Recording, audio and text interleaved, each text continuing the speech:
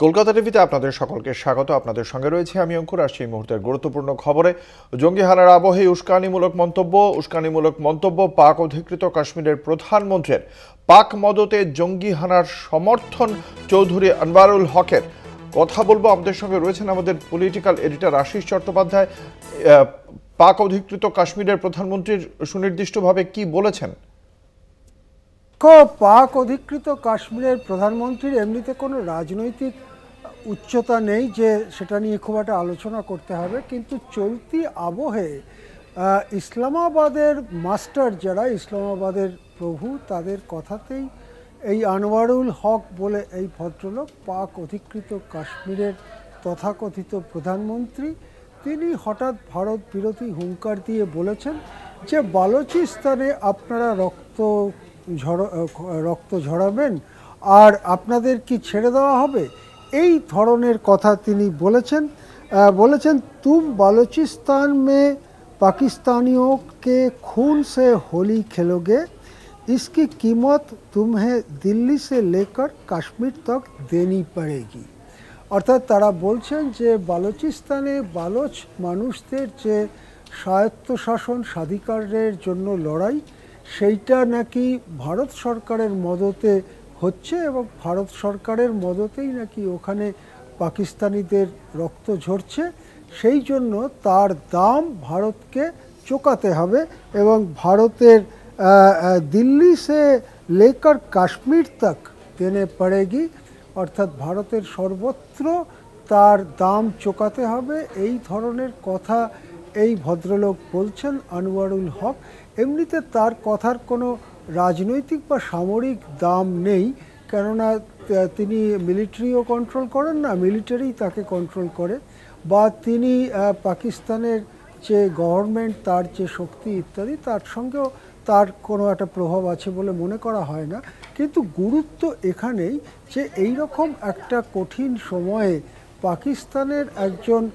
পাকিস্তান সরকারের মদতপুষ্ট এক ব্যক্তি, যিনি ঘটনাচক্রে পাক অধিকৃত কাশ্মীরের প্রধানমন্ত্রী হিসেবে পরিচিত, তিনি এরকম উস্কানিমূলক কথা বললেন।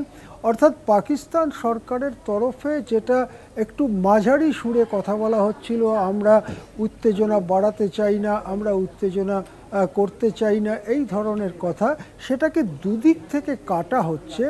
একটা হচ্ছে আরব সাগরে করাচির উপকূলে যে মিসাইল টেস্টের কথা নোটিশ দিয়ে জানিয়েছে পাকিস্তান, সেই খবর যেমন আমাদের সামনে রয়েছে, তেমনি এই আনওয়ারুল হক বলে ভদ্রলোক, যিনি পাক অধিকৃত কাশ্মীরের প্রধানমন্ত্রী হিসেবে পরিচয় দেন, তার যে এই বক্তব্য যে দাম চোকাতে হবে, বালুচিস্তানে রক্তক্ষরণের দাম চোকাতে, কার্যত এটা স্বীকার করে নেওয়া হলো না যে এটার পেছনে পাকিস্তানের রক্ত ঝরেছে বলেই পাকিস্তান বদলা নিল, যে পাকিস্তান এই নাশকতার থেকে নিজেদের প্রাথমিক যে প্রতিক্রিয়া ছিল সেখানে নিজেদের দূরত্ব বজায় রেখেছিল, সেখানে এই আনওয়ারুল হকের বক্তব্য কি কার্যত সেই নাশকতায় যে পাকিস্তানের হাত রয়েছে সেটা স্বীকারোক্তি ভাবে চলে আসছে না?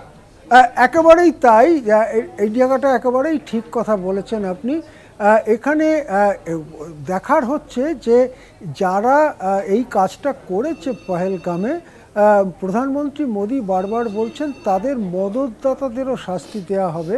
এখন এদের পেছনে যে পাক সরকারের ভূমিকা আছে, সেটা পাক সরকারের কোনো উচ্চপদস্থ কেউ না বলে কথাটা বলানো হলো পাক অধিকৃত কাশ্মীরের প্রধানমন্ত্রীকে দিয়ে, যেন পাক অধিকৃত কাশ্মীর বনাম ভারতের নিয়ন্ত্রণে কাশ্মীর, এই দুটোর মধ্যে একটা সংঘর্ষ, লড়াই বা উত্তেজনা চলছে এইভাবে। কিন্তু আসলে স্বীকার করে নেওয়া হলো পহেলগামে যে ঘটনা ঘটেছে সেটা ঘটিয়েছে পাকিস্তানি শক্তি, পাকিস্তান সরকারের শক্তি, পাকিস্তান রাষ্ট্রের শক্তি। সুতরাং ভারতকে আর খুব কষ্ট করে প্রমাণ দিতে হবে না যে এটা পাক মদতপুষ্ট এই সন্ত্রাসবাদীরা, কেননা পাকিস্তানের নিয়ন্ত্রণে থাকা পাক অধিকৃত কাশ্মীরের প্রধানমন্ত্রী তো বলে দিলেন যে তোমরা বালুচিস্তানে আমাদের রক্ত ঝরাচ্ছ, তোমাদেরও দিল্লি থেকে কাশ্মীর পর্যন্ত সব জায়গায় রক্ত ঝরানো হবে। হ্যাঁ, একই সঙ্গে আশিস দা, আপনার কাছে জানতে চাইবো যে এই পরিস্থিতিতে দাঁড়িয়ে গতকাল আমরা দেখেছি বৈঠক হয়েছে এবং তারপর ক্যাবিনেট কমিটি নিরাপত্তা বিষয়ক ক্যাবিনেট কমিটির বৈঠকের পর আজকে সেই বিষয়টি সর্বদলীয় বৈঠক করে জানানোরও কথা ছিল। সেই বিষয়ে কিছু সুনির্দিষ্ট তথ্য পাওয়া যাচ্ছে?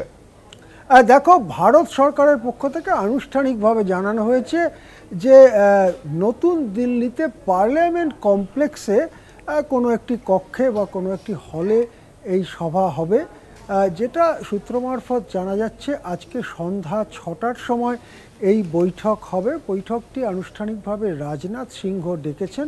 প্রতিরক্ষা মন্ত্রী রাজনাথ সিংহ পরিস্থিতির ব্যাপারে ব্রিফ করবেন, রাজনৈতিক নেতা যারা আসবেন তাদেরকে ব্রিফ করবেন। এই ধরনের ব্রিফিং করা হয় সর্বদলীয় বৈঠকে এবং ব্রিফিংয়ের একটা অংশ গোপনই রাখতে বলা হয়, গোপনীয় একটা ব্রিফিং হয়, সেইটা করবেন। এবং যেটা সূত্র মারফত বলা হচ্ছে যে পাকিস্তানের বিরুদ্ধে ভারত কি কি পদক্ষেপ করতে চলেছে তারও একটা ইঙ্গিত রাজনাথ সিংহ ওই বৈঠকে দেবেন। বৈঠকে যারা হাজির সাধারণত এই বৈঠক খুব লম্বা হয় না, যে অনেক আলোচনা হচ্ছে পক্ষে বিপক্ষে, এরকম হয় না। সাধারণভাবে ভারত সরকার কনফিডেন্সে নেন, রাজনৈতিক মহলকে কনফিডেন্সে নিয়ে ঐক্যবদ্ধভাবে দেশ যাতে এই সংকটের মোকাবিলা করতে পারে সেই জন্যই এই ধরনের বৈঠক হয়ে থাকে। সেই বৈঠকে রাজনাথ সিংহ ব্রিফিং করবেন দুটো ব্যাপারে, এক হচ্ছে কি ঘটনা ঘটেছে, একটা হচ্ছে কোন দিকে যাচ্ছে ভারতের পরবর্তী পদক্ষেপ। এর পরে হয়তো দু একটি কথা কোনো মন্তব্য করতে পারেন কোনো রাজনৈতিক দল। কিন্তু গতকালই আমরা দেখেছি কংগ্রেসের বর্ষিয়ার নেতা তথা সর্বভারতীয় সভাপতি মল্লিকার্জুন খাড়গে স্পষ্ট জানিয়ে দিয়েছেন যে এই সংকটে তারা ভারত সরকারের পক্ষেই থাকছেন। সুতরাং অন্যান্য দলগুলো মোটামুটি, বিরোধী দলগুলো মোটামুটি একই রাস্তায় থাকবেন বলে আশা করা হচ্ছে।